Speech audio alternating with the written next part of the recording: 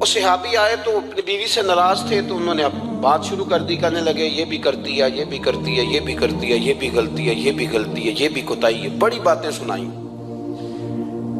اللہ نے کان کتنے دیے اور زبان؟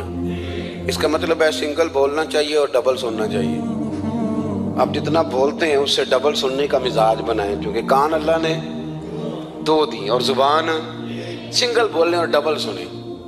حضور سنتے رہے، بلکہ حضرت ابو بردہ رضی اللہ تعالیٰ عنہ کہتے ہیں میرے محبوب نے نا تکیہ منگا لیا، ٹیک لگا لی۔ کئی لوگ کہتے ہیں نا جی ڈاکٹر نے میری بات تو پوری سنی کوئی نہیں، تو جب تک پوری سنی نہ جائے بعض بندوں کو تسلی نہیں ہوتی۔ پورا وقت دیا، وہ کہتے ہیں جتنا میرے اندر غبار تھا سارا میں نے نکالا اور میں نے ثابت کر دیا کہ میری بیوی میں یہ بھی کمزوری ہے، یہ بھی کمزوری ہے، یہ بھی کمزوری ہے۔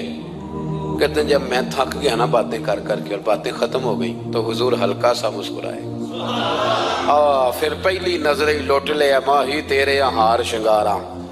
کہتے ہیں حضور ہلکا سا مسکرائے زیر لب اور فرمانے لگے کہ تیری بات ختم ہو گئی ہے تو ایک میں بھی کر لوں۔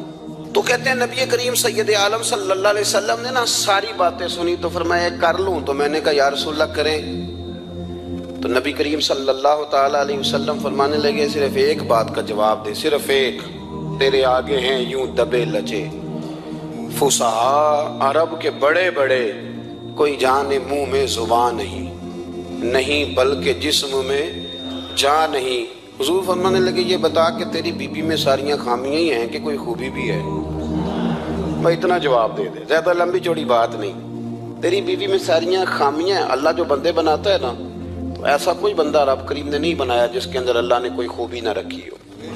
یہ الگ بات ہے کہ ہماری اپنی اینک پر مٹی پڑی ہوتی ہے اور ہم سامنے والے کا چہرہ صاف کرتے رہتے ہیں، اپنی اینک نہیں صاف کرتے۔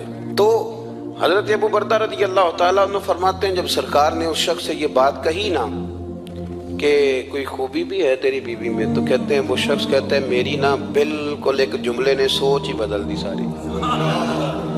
یوں سمجھ لے کہ میں اس روڈ پہ چل رہا تھا، میرے نبی پاک نے مجھے اس والے رستے پہ ڈال دیا، بالکل ساری سوچ، یعنی ایک ہی جملہ لیکن ہر چیز بدل دی سرکار نے۔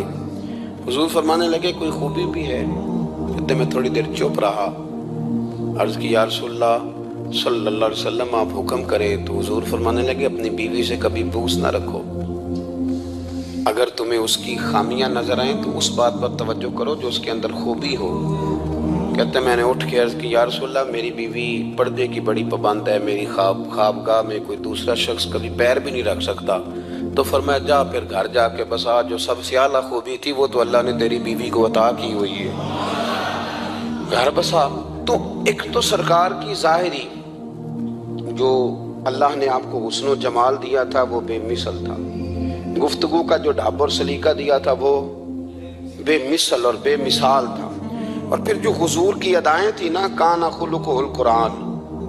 حضرت عائشہ صدیقہ کہتی ہیں میرے محبوب کے اخلاق دیکھنے ہو تو قرآن پڑھو، جن اخلاق کا قرآن درس دیتا ہے وہ عملی طور پر سارے مدینے والے محبوب میں پائے جاتے تھے۔